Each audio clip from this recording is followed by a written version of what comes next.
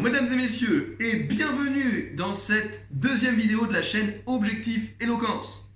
J'espère que vous allez bien, pour ma part ça va extrêmement bien, et je tenais justement d'emblée à remercier les 102 abonnés qui se sont abonnés dès la première vidéo. C'est quelque chose d'incroyable. Vous êtes maintenant 102 à avoir rejoint l'aventure et à vouloir devenir plus éloquent. Bon, à l'échelle de YouTube, c'est tout petit. Rien qu'en France, il doit y avoir des dizaines de milliers de personnes à vouloir tenter de gravir cette montagne impitoyable qu'est le YouTube Game. Et les miniatures que vous voyez à l'écran sont des miniatures de chaînes qui, lorsqu'elles postent une vidéo, font plus de 500 000 vues en une journée.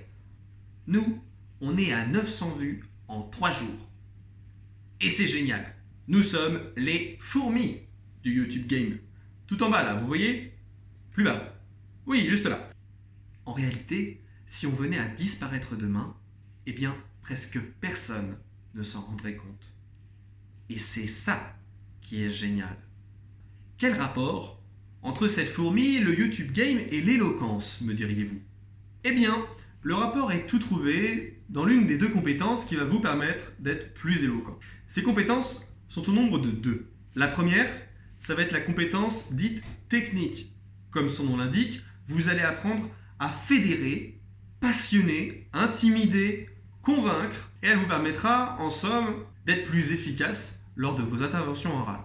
Le problème, c'est que si vous apprenez que la technique, ce que les débutants font souvent, vous allez arriver le jour de votre entretien, le jour de votre oral, que ce soit professionnel ou dans le cadre de vos études, et vous allez commencer à avoir un stress énorme qui va monter, vous allez imaginer la scène, vous allez imaginer l'échec, vous allez perdre vos moyens, perdre vos mots, vous allez arriver, vous allez avoir le cœur qui bat, les mains qui sont moites, c'est le trou noir, et vous ne savez plus quoi dire. Ça, c'est parce que vous avez négligé la seconde compétence qui est dite psychologique, et qui va vous permettre de ne pas stresser et de réussir votre entretien sans perdre la technique. Cette compétence psychologique est aussi appelée la confiance en soi. La confiance en soi, au niveau de l'éloquence, c'est finalement votre grande montagne intérieure qui va falloir franchir, et ça va être dur et ça va prendre du temps. Mais une fois que vous serez en haut, eh bien, vous pourrez assumer n'importe quelle présentation, et alors là, la technique aura un effet incroyable sur vous et vous pourrez réussir quel que soit le type de discours à faire. Comprenez que c'est un exercice d'une vie. Et moi-même, après des années, suis encore une petite fourmi aventurière en train d'escalader avec passion, mais difficilement, cette montagne impitoyable. Mais de là où je me trouve aujourd'hui, je peux vous donner 3 vrais conseils qui vont vous permettre de gagner du temps et de créer, de bâtir une confiance en vous solide pour l'avenir.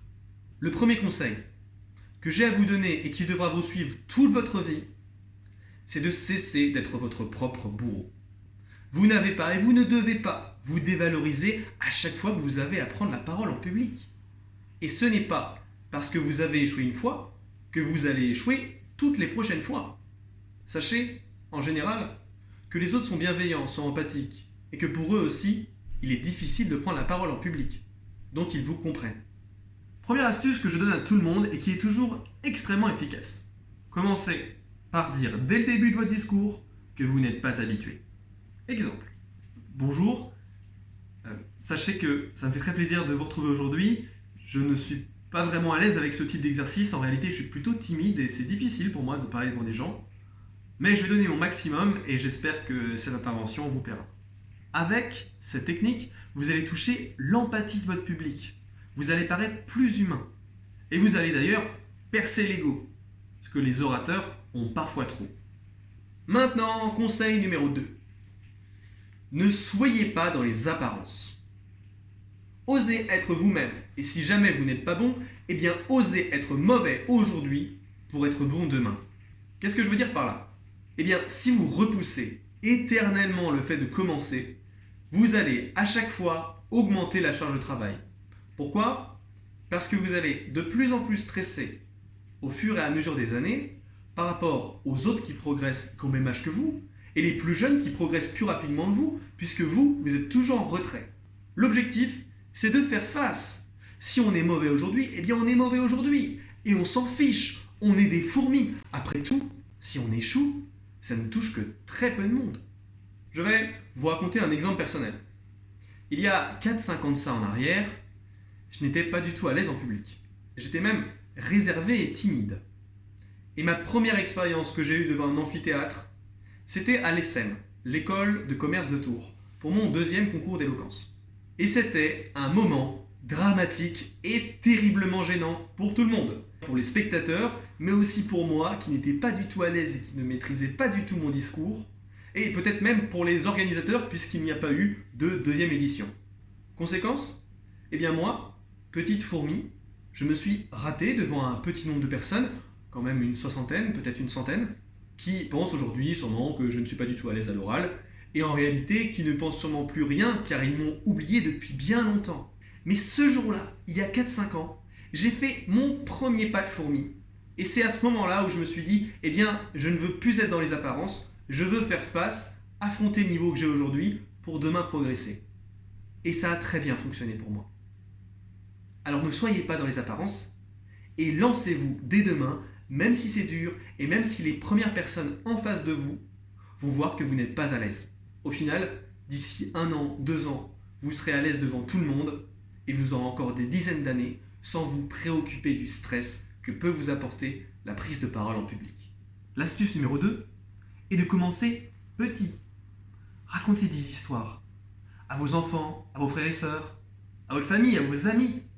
Racontez des histoires qui au début peuvent être courtes, puis après en improvisation, essayez de faire passer des émotions et d'être plus long.